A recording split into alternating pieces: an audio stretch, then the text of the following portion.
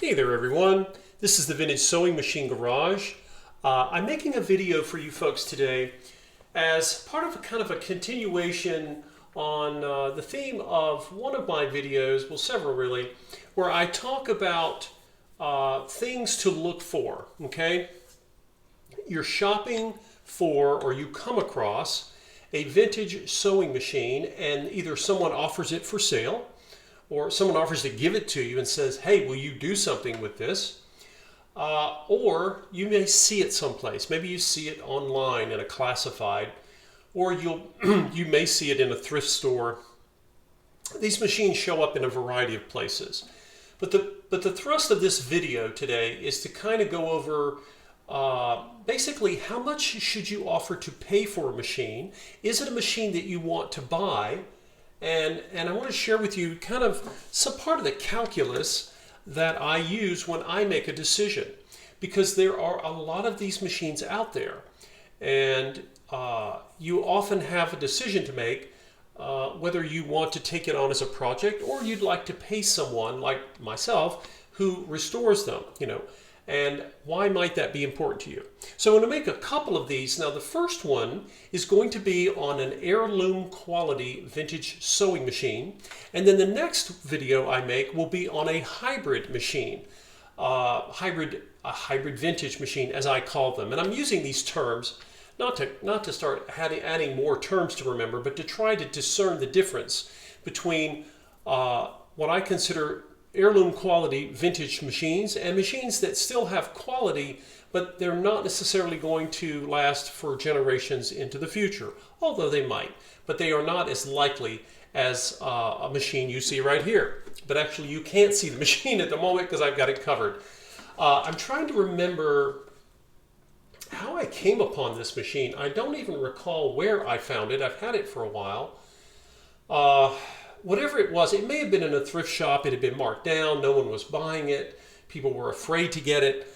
I think I noticed it because it had its original bent wood or waterfall style wooden Singer carrying case.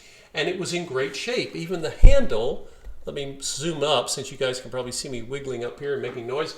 It has this great fluted wooden handle with some nice steel hinges up here.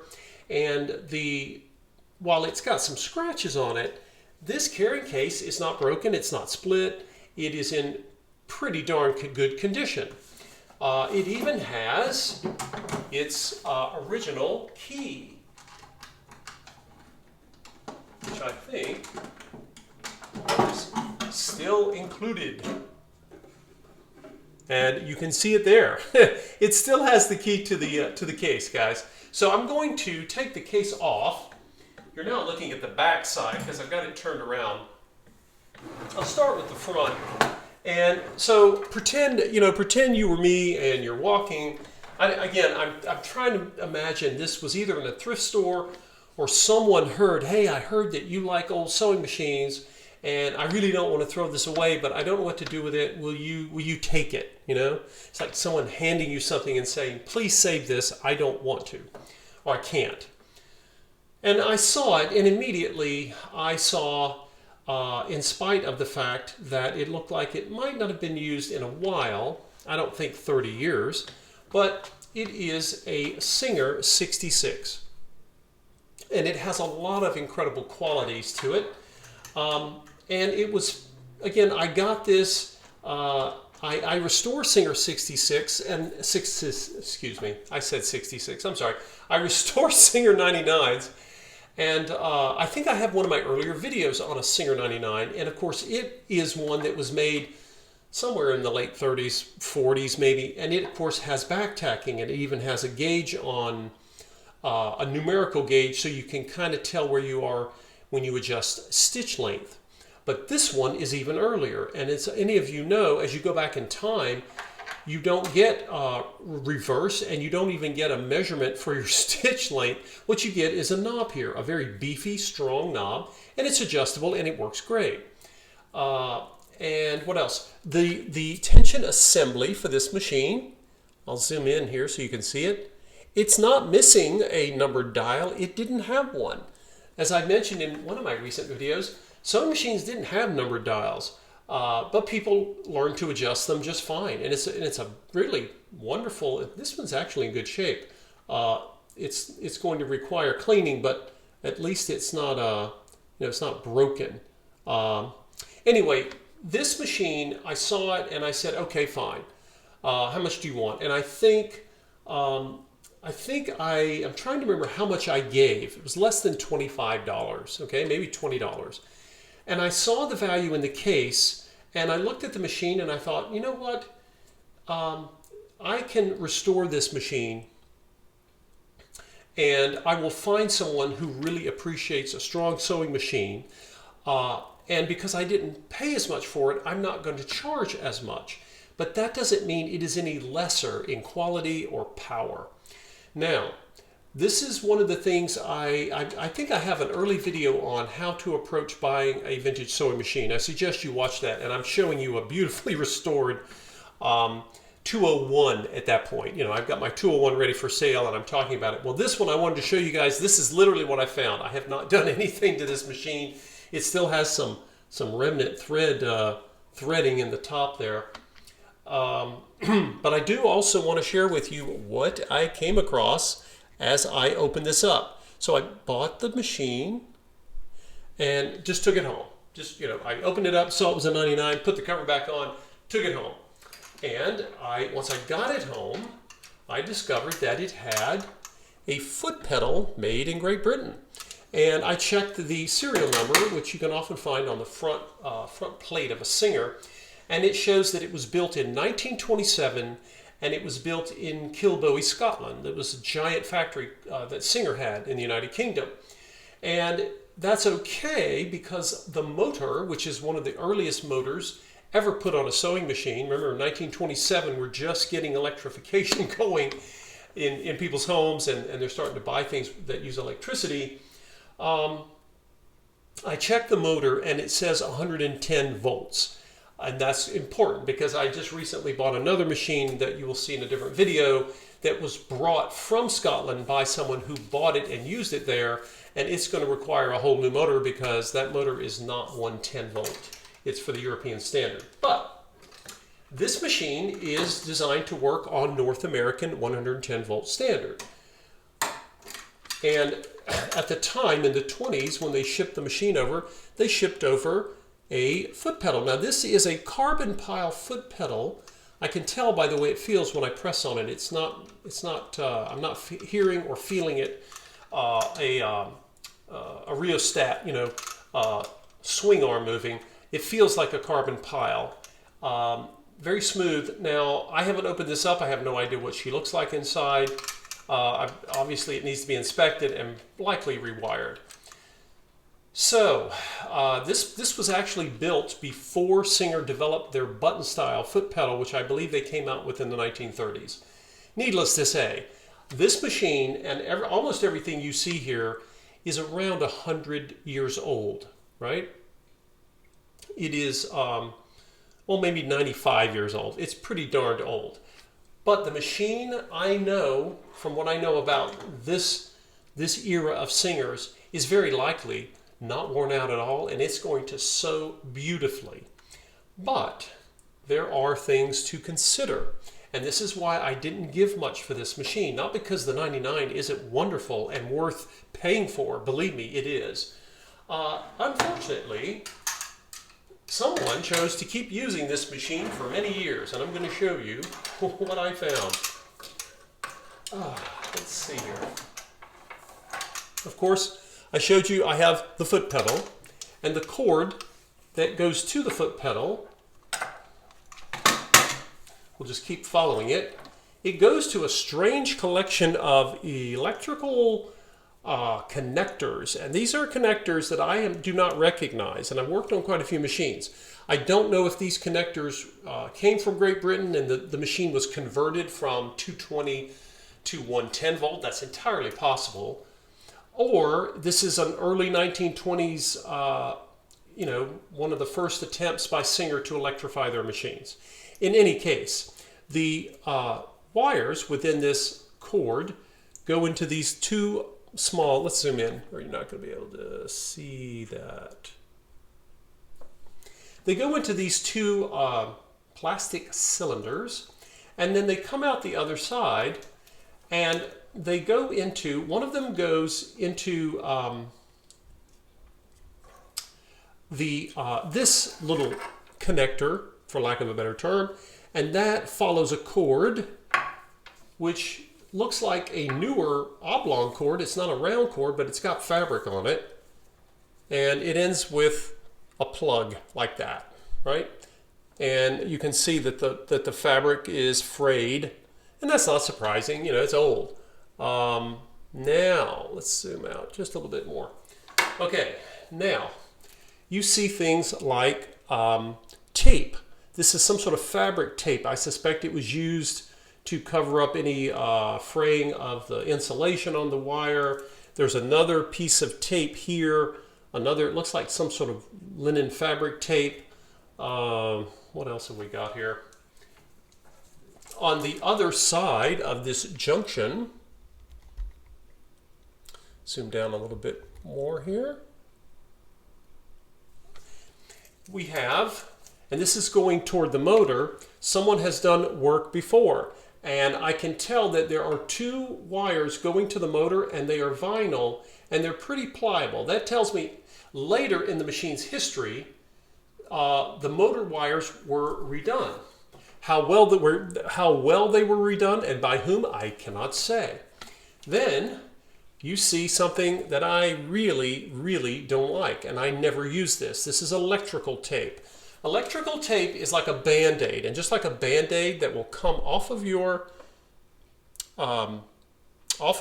hands after it's wet, electrical tape, when it gets hot, when it gets cold, when it's exposed to moisture, it unravels. I never use electrical tape. I do not like it, and I just don't use it. It's not permanent, and I don't consider it useful at all. There are other ways to re-insulate and seal electrical wires. So, why did I show you this giant mess of multiple era electrical updates and rewires? Oh, and I haven't even touched on the fact that the light fixture, which is actually the light fixture has a really nice high quality switch, but the cord coming out of it has lots of tape. And of course it has a plug. I'll zoom back in for you guys. You'll see the plug, and the plug of course has no cover.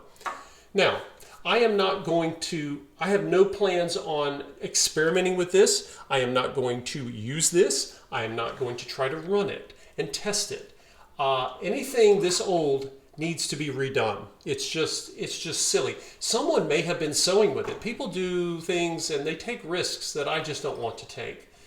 And because this motor, of course, is removable and there's a bracket, I'll be taking the motor off and kind of taking a peek inside to see if a motor this old is salvageable, if I should salvage it, and if not, I will find a motor to replace it with. And the reason I want to look at this, and I'm showing you all of you what I'm finding here, is I'm showing you folks some of these things, and this is, you know, the Kenmore that's still waiting for me to rescue, but I'm not done with that 70s Kenmore yet. When you have a machine that's in this condition, it's awfully tempting to just pass it by. You know what it's like, you know what, I'll wait, I'll find another one. But if you're a tinkerer and maybe you want to overhaul it for someone or maybe for yourself, this machine can be had for very little. You shouldn't pay much for this machine. In fact, that carrying case, where's the lid? The wooden case for this machine actually has more value if you were to pay for it than the machine does. And the reason for that is because of the machine's condition as I have just described it to you. But remember, the machine itself is not broken. It may be capable of sewing a great stitch. And so I intend to find out. The point of this video was to say that if you, let's say you came across a Singer 99 or a 99K, and I don't care what year it was, if that machine is in mint condition and everything looks fantastic about it, you can justify paying more Now, you're still going to want to go through the whole machine as I do, and I've demonstrated this in some of my other videos where I say even if a machine is gorgeous and beautiful, you want to go through the whole machine, make sure that everything has been tested, cleaned, adjusted, or replaced if need be. Because looks can be deceiving. This machine, you know, it's got some paint loss on the front. Let's see if I can show you. I'll zoom in and show you. You know, some of the decals are gone, but I don't care. The power and the quality of this machine, it's still probably ready. I'm guessing at this, guys, but based on my experience with singers, there's a really good chance that this machine is going to sew again and make a beautiful stitch. And you know the old saying, waste not, want not. But to qualify what I just said, you don't want to give $100 for this. Not because this isn't a wonderful machine, but given the condition, you want to pay less. And that gives you room to either pay someone to overhaul it or to start buying things, looking at a possible motor replacement, and particularly taking the time. It's the labor that I largely have to charge my customers for.